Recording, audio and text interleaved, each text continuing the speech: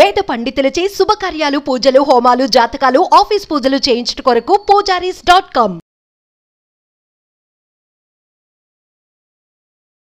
నమస్కారం, welcome to Suman TV. నేను Gitanjali. August 17వ తారీఖున శని త్రయోదశి వస్తుందండి. నిజానికి ఈ మాసంలో 2 శని త్రయోదశులు ఉన్నాయి. అయితే 17వ తారీఖున ముందుగా మనకి శని త్రయోదశి వస్తుంది కాబట్టి ఆ రోజున ప్రత్యేకించి వారి జాతకంలో శని ప్రభావం ఉన్నవాళ్ళు ఎటువంటి పూజలు చేసుకోవాలి, ఎటువంటి పరిహారాలు చేసుకుంటే ఆ ప్రభావం తగ్గుతుంది, ఈ వివరాలు ఇవాళ వీడియోలో తెలుసుకుందాం. వివరించేందుకు ప్రస్తుతం మనతో పాటు ప్రముఖ జ్యోతిష్యులు బ్రహ్మశ్రీ నందిబట్ల శ్రీహరి శర్మ గురువు గారు ఉన్నారు. వారితో మాట్లాడి పూర్తి వివరాలు తెలుసుకుందాం. గురుగారు నమస్కారం అండి. వాగర్థావివ సంపృక్తౌ వాగర్థ ప్రతిపత్తయే జగతః పితరౌ వందే పార్వతీ పరమేశ్వరౌ.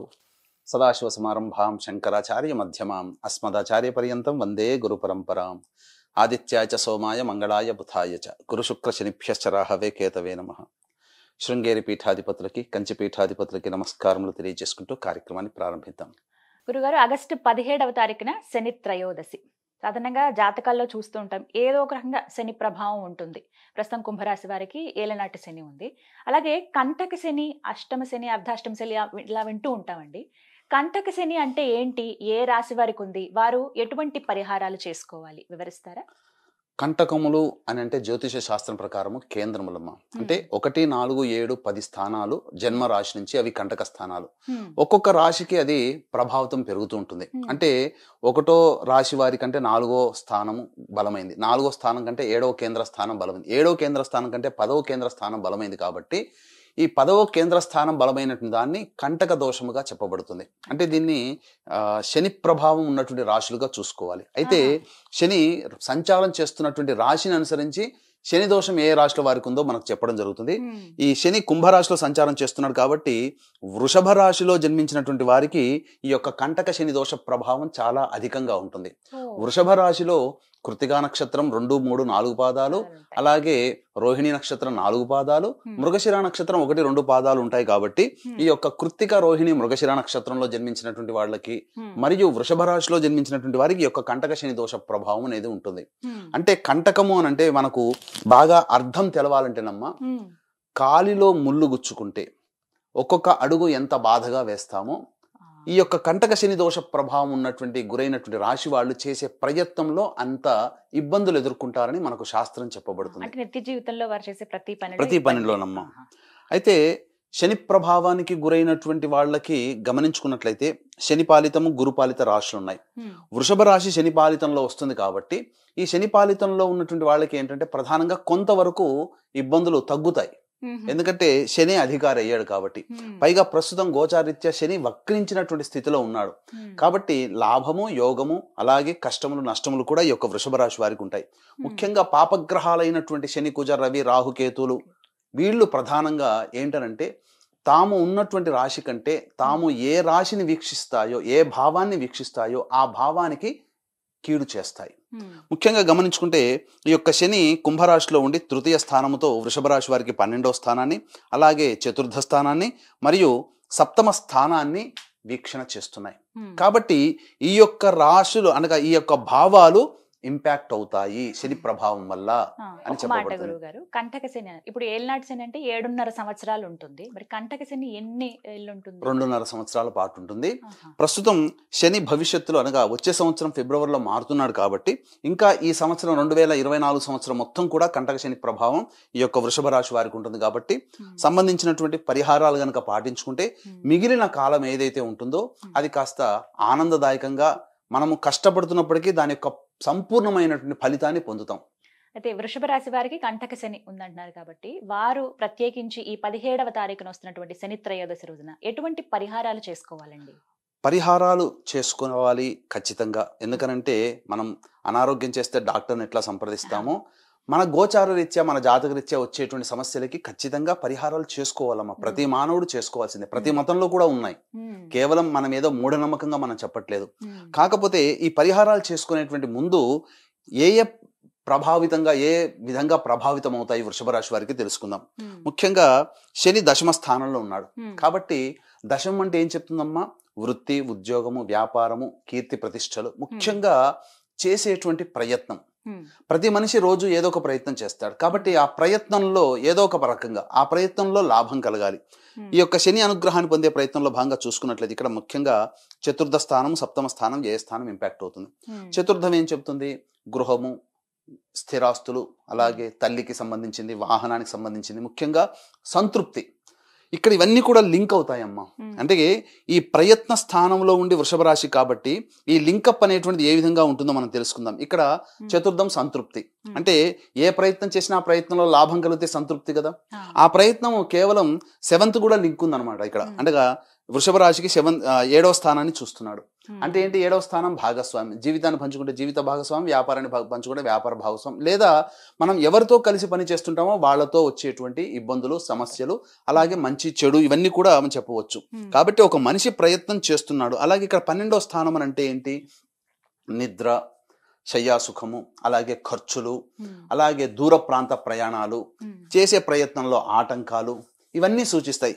కాబట్టి ఈ వృషభ రాశికి దశమ స్థానంలో శని సంచారం చేస్తూ తృతీయ, సప్తమ, దశమ దృష్టితో ఈ స్థానాలు వీక్షణ చేస్తున్నాడంటే ఈ ప్రయత్నానికి ఇవన్నీ కూడా ఇంటర్లింక్ అమ్మా.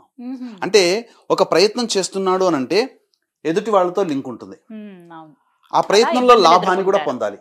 ఆ లాభాన్ని సూచించేటువంటిది వ్యయస్థానం, లాభము, నష్టము. అలాగే ఆ ప్రయత్నం ద్వారా కలిగేటువంటి సంతోషము, సంతృప్తి చతుర్థ స్థానం. ఇవన్నీ కూడా ఇంపాక్ట్ అవుతాయి. కాబట్టే కంటక శని దోష ప్రభావం వృషభ రాశి వారికి ఇబ్బందిగా ఉంటుంది. కాబట్టి ముఖ్యంగా గమనించుకున్నట్లయితే వీక్షించేటువంటి ప్రేక్షకులు ఈ యొక్క 17వ తారీఖు రోజున ఈ యొక్క శని త్రయోదశి మనకు ఉదయం 8:03 ప్రారంభమవుతుందమ్మా. కాబట్టి సాయంకాల సంధ్యా సమయంలో ఈ యొక్క త్రయోదశి తిథి ఉంటుంది. కాబట్టి అమూల్యమైనటువంటి తిథి. ముఖ్యంగా సాధారణంగా ఉదయం పూట ఉంటుంది త్రయోదశి, సాయం సంధ్యా సమయంలో ఉండదు. త్రయోదశి పూర్తిగా సంధ్యా సమయంలో ఉంటుంది. కాబట్టి ప్రధానంగా వీక్షించేటువంటి ప్రేక్షకులు ఈ యొక్క వృషభ రాశిలో జన్మించినటువంటి వారికి అనగా కృత్తిక, రోహిణి, మృగశిర నక్షత్ర సంజాతులకి దోష పరిహారార్థమే మా పీఠం ఆధ్వర్యంలో 17వ తారీఖు రోజున సాయంకాలం సంధ్యా సమయంలో సుమారు 4 గంటలకి ప్రారంభమవుతుంది ఈ యొక్క శనిదోష నివారణ పూజలు. అనగా వృషభ, మిథున, కర్కాటక, సింహతుల, వృశ్చిక, మకర, కుంభమీన రాశిలో జన్మించిన వారికి శనిదోష పరిహారార్థమే శనీశ్వర హోమము, అఘోర పాశుపత మంత్ర హోమంతో పాటు విద్య, వివాహ, ఉద్యోగ, దాంపత్య, అనారోగ్య సమస్యలకి 18 రకాల హోమాలు కేవలం 1500 రూపాయల రుసుముకి చేయించడం జరుగుతుంది. అలాగే సంవత్సరం పొడుగుతా ఒక్కొక్క క్షేత్రంలో మా ఆధ్వర్యంలో జరిగేటువంటి కార్యక్రమాల్లో మీ కుటుంబ సభ్యుల గోత్రనామాలు నమోదు చేసుకోవచ్చు. అవకాశం ఉన్న వాళ్ళు కార్యక్రమ తదనంతరం కాంటాక్ట్ చేయండి. ఇక పరిహారాల్లో భాగంగా ముఖ్యంగా ఈ యొక్క వృషభ రాశిలో జన్మించినటువంటి వారు పరిహారాల్లో భాగంగా ఏం చేయాలనంటే ఉదయం పూట ఎట్లాగా ఉంది కాబట్టి ఆ రోజున ఉపవాస నియమాన్ని పాటించండి. ఉదయం నుంచి ముఖ్యంగా ఉదయం 8 గంటల తర్వాత త్రయోదశి తిథి ప్రారంభమవుతుంది. కాబట్టి శనివారం రోజున ఎట్లాగో 7:52 వరకు దుర్ముహూర్తం ఉంటుంది. 8:03 ద్వాదశి వెళ్ళిపోయి త్రయోదశి వస్తుంది.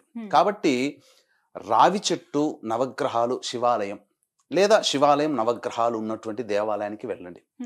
వెళ్ళిన తర్వాత ముఖ్యంగా ఈ రావి చెట్టు చుట్టూ శివాయ నమః అంటూ 27 ప్రదక్షిణలు చేసి ఉత్తరం వైపు ఫేస్ పెట్టి శివ అష్టోత్తరం 3 సార్లు పారాయణం చేయమని చెప్పండి. చేసిన తర్వాత నవగ్రహాల దగ్గరికి రావాలి.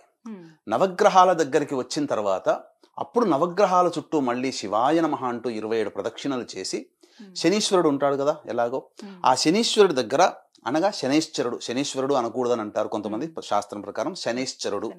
శనీశ్వరుడి దగ్గర ఇనుప ప్రమిద తీసుకుని ఆ ఇనుప ప్రమిదలో నల్ల నువ్వుల నూనె వేసి నల్లటి ఒత్తి అనగా నల్లటి వస్త్రాన్ని కొద్దిగా కట్ చేసి ఇలా నలిపేస్తే ఒత్తిలాగా తయారవుతుంది. ఆ నల్లటి వస్త్రంతో దీపారాధన చేసి నువ్వుల నూనెతో శనైశ్చరుడికి నమక మంత్రంతో కానీ లేకపోతే ఓం శివాయ నమః లేదా శనైశ్చరాయ నమః అనుకుంటూ మనసులో అనుకుంటూ అభిషేకం చేసి అన్నము, నల్ల నువ్వులు కలిపిన ముద్ద నైవేద్యంగా పెట్టి ఆ 8 ముద్దలు నైవేద్యంగా పెట్టాలమ్మా. పెట్టి ఆ నైవేద్యంగా పెట్టిన తర్వాత మీకు వీలైతే ఆ రావి చెట్టు ఒక డొప్పలలో పెట్టి రావి చెట్టు మొదట్లోనైనా పెట్టండి లేదా ఏదైనా పిట్టగోడ మీదైనా పెట్టండి.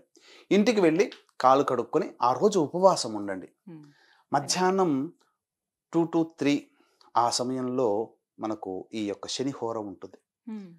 ఆ శనిహోర సమయంలో మీరు ఆ సందర్భంగా అనగా 1 to 2 శనిహోర. కాబట్టి ఆ 1 to 2 మధ్యలో మీరు ఎవరికైనా కానీ వికలాంగులకి, పెద్దవాళ్ళకి లేదా అంధులకి, వీళ్ళకి మానసిక శారీరక వికలాంగులకి మీకు తోచినంగా ఏదైనా అన్నం తినే పదార్థాలు కానీ పండ్లు కానీ ఏవైనా కానీ వాళ్ళకి దానం ఇవ్వండి. ఇక సంధ్యా సమయంలో సాయంత్రం 5:30 ఆ టైంలో శివాలయానికి చేరుకొని నీలి రంగు చామంతి పుష్పాలతో కానీ శంఖు పుష్పాలతో కానీ లేదా మారేడు దళాలతో కానీ మీ పేరు మీద అర్చన చేయించుకోండి. తప్పకుండా దీని ప్రభావం వల్ల ఖచ్చితంగా మీకు అనుకున్నటువంటిది ఆ శనేశ్వరుని యొక్క అనుగ్రహంతో అనుకున్నటువంటి పనులు సకాలంలో పూర్తవుతాయి. ఎందుకనంటే మనకు దైవానుగ్రహం కావాలమ్మా. ఎండ ఉంటుంది, వర్షం ఉంటుంది. ఇప్పుడు వర్షాకాలం, మన పనులు ఆగిపోతున్నాయా? గొడుగు వేసుకొని మన పనులు పూర్తి చేసుకుంటున్నాం. అట్లాగే మనకు కష్టాలు అనేటువంటి వస్తున్నప్పుడు శనేశ్వరుణ్ణి మనం మనసులో తిట్టుకోకుండా కర్మదోషం తొలగించడానికే శనేశ్వరుడు మనకున్నాడు. గత జన్మ కర్మదోషం తొలగిపోతుంది మనం కష్టపడుతున్నామంటే. కాబట్టి ఈ శనేశ్వరుని ఈ విధంగా మనం అర్చించి మన కష్టాన్ని మనము ఆ శనేశ్వరుని అనుగ్రహంతో తగ్గించుకుంటాం. అంటే ఆ కష్టం మనల్ని బాధించకుండా శనేశ్వరుని అనుగ్రహం వల్ల మనకు తీరిపోతుందని చెప్పవచ్చు. ఈ విధంగా కంటక శని ఉన్నటువంటి వృషభ రాశి వారు పరిహారం చేసుకోవాలంట. చాలా చక్కగా వివరించారు గురుగారు. ధన్యవాదాలండి. సర్వం శ్రీ ఉమామహేశ్వర పరబ్రహ్మార్పణమస్తు.